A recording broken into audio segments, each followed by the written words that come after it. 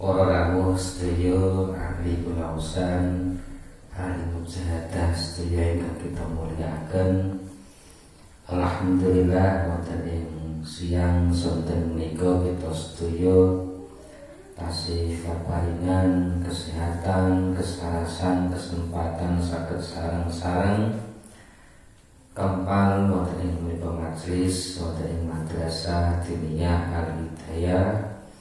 Mugi-mugi kempal kita untuk barokah manfaat saking ngarsa dari Allah Subhanahu wa taala. Allahumma amin. Shalawat salam mugi tansah kunjungan katur dumateng junjungan kita Nabi Agung Muhammad sallallahu alaihi wasallam.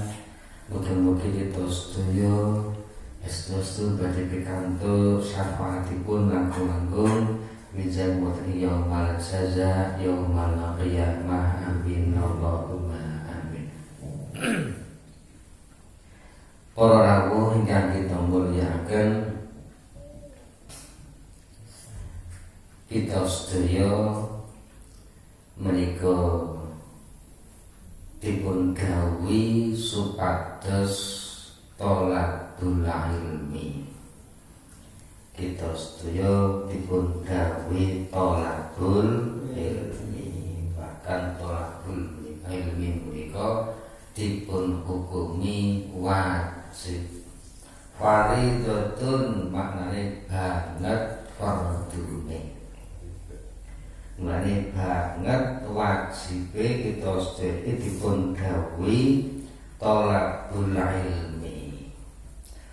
Lan napa tujuanipun thalabul ilmi? Nggih kita sedaya supados pikantuk ilmu. Supados pikantuk napa? Pikantuk ngelmu. Lah ilmu menika kita sedaya kepengin pikantuk ngelmu sing manfaat, ilmu ingkang barokah. Dina mboten. Mboten namung sekedar pikantuk ngelmu ngoten mawon. Ning kita sedaya kepengin pikantuk ngelmu sing barokah, ilmu ingkang manfaat. Lah ilmu ingkang manfaat itu pripun? Ngelmu sing manfaat iku ngelmu sing kita sedaya saged nggunakake. Ngelmu ingkang saged dipun ginakaken. Lah percuma umpami kita sedaya kagungan ngelmu, nek kok ngelmu menika mboten saged dipun gunakaken. Lah percuma iso nyupir mulane ora duwe mobil kena boten. Ya ora kekan nyilih-nyilih dikena senjane. Ora kaya ora duwe mobil dhewe kan nggih percuma. Lho kita sing nyuwun ngelmu sing barokah, ngelmu sing manfaat. Lah sekarang kita sedaya sampun pikantuk ngelmu sing barokah, ngelmu ingkang manfaat, ternyata nggih boten mandheg dumugi mriku. Terus duwe ngelmu akuntansi, akhire kerja nyambut gawe dengan keuangan. Niku mboten sekar untuk nyambut gawe ngoten. Ning len gunake ngelmu nggih kudune sak mestine. Lah kita sedaya kagungan ilmu dipun dawuh supados gunakaken sak mestine niku maknane napa? Niku maknanipun samratul ilmi al-akhlak. Buah saking ilmu menika ingkang dipun wastani akhlakul karimah. Mula sinar kita sedaya pikantuk ilmu mboten cekap kagungan ilmu mawon. Ana tujuan kita sedaya pados ilmu.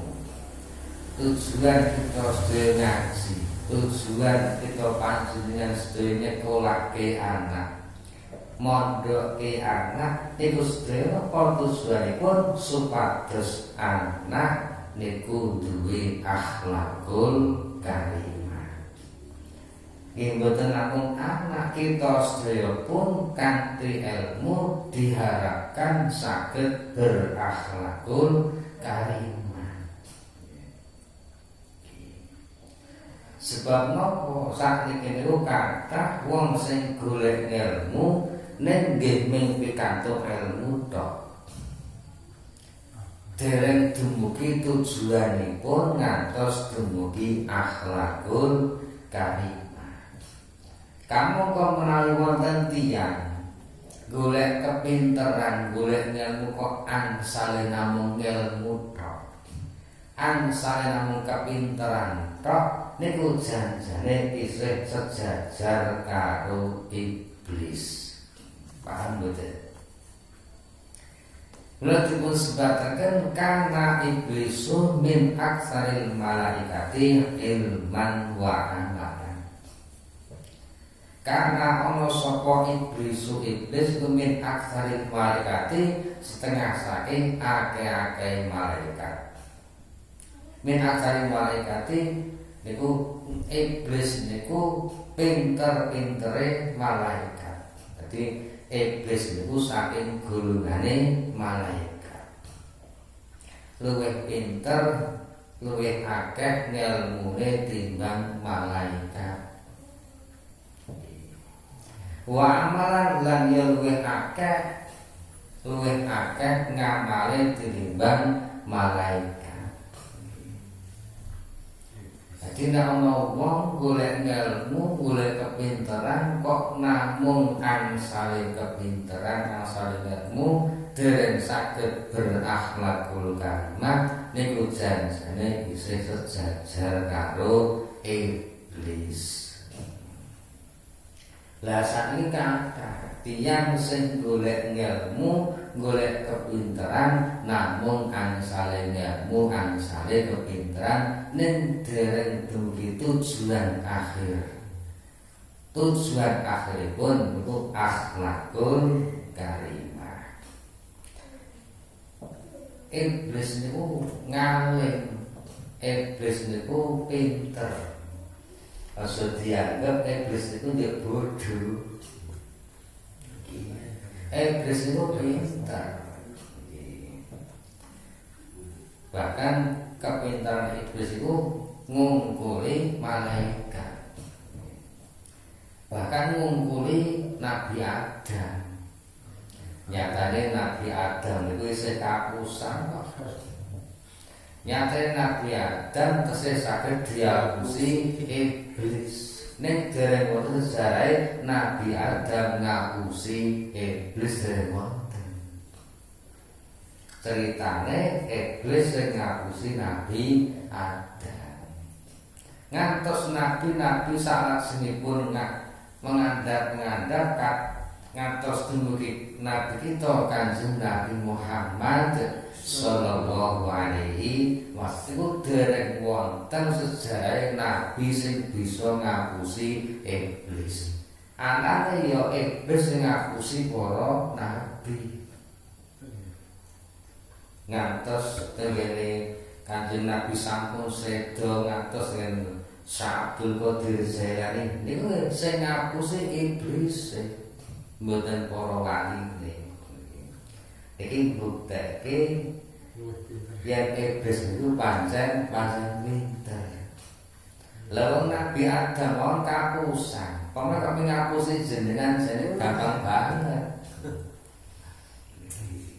Lalu Abdul Qadir Jailani sing waliullah nggih dapusi kok. Nggih diapusi. Mula kita sedaya pados ilmu iku tujuan akhiripun iku janjane akhlakul karimah. Samratul ilmi al akhlak. Buah saking ilmu niku akhlak.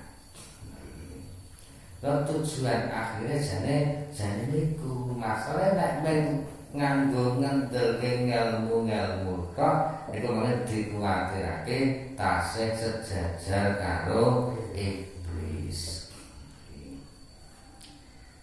Mila kita sedherek iki urip niki nggih kedah saged napa? Mula akhlak niku sing paling akhir, adab niku tujuan sing paling akhir. Lah sakniki niku kathah tiyang sing dereng paham, dereng mudeng akhlakul karimah. Mulane tengene HP niku ora ngedo geger niku. Geger. Sing dipikir masalah niku mau wong sing durung tekan gone akhlakul karimah. Sowan karo sowan kiai laku dodok ngesot-ngesot iku dikomentari. Nang kula kiai ya dikomentari. Cium tangan dikomentari. Cium tangan dikomentari. Ya terus nang pondok dibangun bagi junjung ember ya dianggap perbudakan. Niku wong sing dereng paham kali jenenge ilmu, dereng paham kali sing jenenge akhlakul karimah. Bisa nek manungsa yo kathah sing pinter. Kathah ingkang pinter. Nek kepinteran niku namung mlebu teng utek. Akal niku lak warne kalih, enten akal ku sing tenggene utek, enten akal niku sing mlebu teng ati. Lah akal sing tenggene utek niku namung saged ngento-ento babagan donya. Saged namung saged ngento-ento babagan dunya.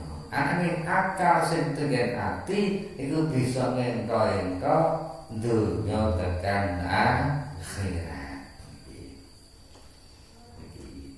Almarhum Simbah Haji Asyuri Abdul Hadi Bandungan yen kholwat teng bursa nerangken wonten niku. Akal sing tenggene utek niku namung saged ngento-ento babagan dunya. Nah, akal sing tengen ati niku mangken ingkang saged ngento-ento babagan dunya lan akhirat. Lho akal sing tengen ati niku wonten warni kalih. Wonten ati sanubari, wonten ati hakiki. Wonten ati sanubari, wonten ati hakiki. Ati sanubari, sanubar niku wonten sing maknane wit-witan, wonten sing maknane ceret. Nek wit-wit dimaknani wit-witan niku wit sing duwe cawang kalih. Cawang kalih niku sing besok bakal digawa dening Dajjal. Cawang iki niku makin saged ngetokake madu, cawang sing isine niku saged ngetokaken racun. Iku ati sanubar. Sanubar iku nek saged dimaknani wit-witan, saged dimaknani carat. Nek carat berarti nggih bu napa niku cucuke enten kalih. Siji ngetokake racun, siji ngetokake madu. Lah menawi kita sedaya, menawi tiyang niku dereng termasuk golongan wong sing slamet. Mboten ahli zikir ku benjang Dajjal teko nggih kecuali maksud dieling ku darani madu jebule malah racun. Basa sing racun malah diarani madu. Jadi ati sanubari niku belum hati yang paling dalam saja. Maknane ngoten niku. Hati sanubari niku dudu hati sing paling dalam. mergo apa isih ana isine loro. Isih ana siji isine malaikat, siji isine iblis utawi setan. Iku hati sanubari. Lah kapan hati sanubari ku dizikiri Allah, Allah nggo zikir diresiki terus, niku makin iblis lunga. Lah nek iblis wis lunga tang niku garek malaikat, lah niku sing jenenge ati hakiki. Ati hakiki. Ati hakiki niku makin sing bisa merentulke perkara-perkara kebenaran, perkara-perkara ingkang sae niku makin perkawis ingkang saged nyocoki kalih napa ingkang dipun kersakaken dening Gusti Allah. Lah sakniki niku lak senengane sing model insan, modele napa senenge sing cepet. Nggih mboten. Arep mangan liwat kesuwen jarani sarini. Nggih mboten. Arep gawe wedang teh mawon moh reget terus teh celuk. Nggih mboten. Senengane sing model cepet. Masak dhewe ora gelem bakul wis teng trendel pinggir mending tuku. Daden jadi masa gelem kok gasus rasronto sak mending tuku kok nggih mboten. Tuku mon pesen kok bakal teko dhewe. Arek tuku ren kowe kaya udan arek akhir ning nelpon tok pesen iki akhire bakule sing teko. Modele senenge cepet nggih mboten. Saiki modele ngoten. Krasa ya kaya murah, krasa ya kaya ngono. Jadi banyak modele saking cepet mulane lek berpikir pun beda mboten jero. Akhire kabeh iku mung digathuke karo utek ning ora digathuke karo ati. Nggih kok akhire menimbulkan kericuhan, menimbulkan keresahan itu nopo itu masalah kabeh itu mung digawe logika, kabeh itu mung dipikir tengene utek. Padahal utek niku ora mboten kena nggo mikir sing jenenge santri ngamplopi kiai, sing jenenge santri kudune sopan tata krama, laku dodok nang ngarepe kiai niku mboten cukup nek dipikir nganggo utek niku. Ya kalian mikir kudu tekan hati. Ini kalian mikir kudu tekan hati. Dan saya kula panjenengan wis do ngrasake dan duwe putra ana sing wis duwe wayah ana sing duwe buyut barang. Sing jenenge anak iku jaman sakniki ora jogan reget ya ana sakuan ora yang dilumpati tok nggih napa mboten. Nggih napa mboten. Wong ben tau ngoten niku jogan reget ana sakuan tak lumpati tok ora gelem nyapu. Kula iso crita ngaten tau masak ngoten niku. Ya tau ya wis duwe anak tak kon ngasah-asah ya ben ngasah-asah tok. Kon nyapu ngarepan ya ben ngarepan tok. Engko jero tekan kono mbuh sapa sing nyapu. Dadi kan pikirane kan men cendhek ngoten niku. Lah bapak ngarepan men nyapu ngarepan ya ngarepan tok. Kono lah karo bapak sing nyapu malah kongkon gendeng. Lha kan pikirane pikiran cendhek ngoten niku. Dereng mlebu tekan ati. Lah sakniki akeh menungso mbok menawa nggih modele sing model ngoten niku. Para rawuh ingkang dipun-mulyakaken nggih kanthenan jamanipun ngaten iki nggih kudune akeh sabare akeh maklume banten ngoten niku.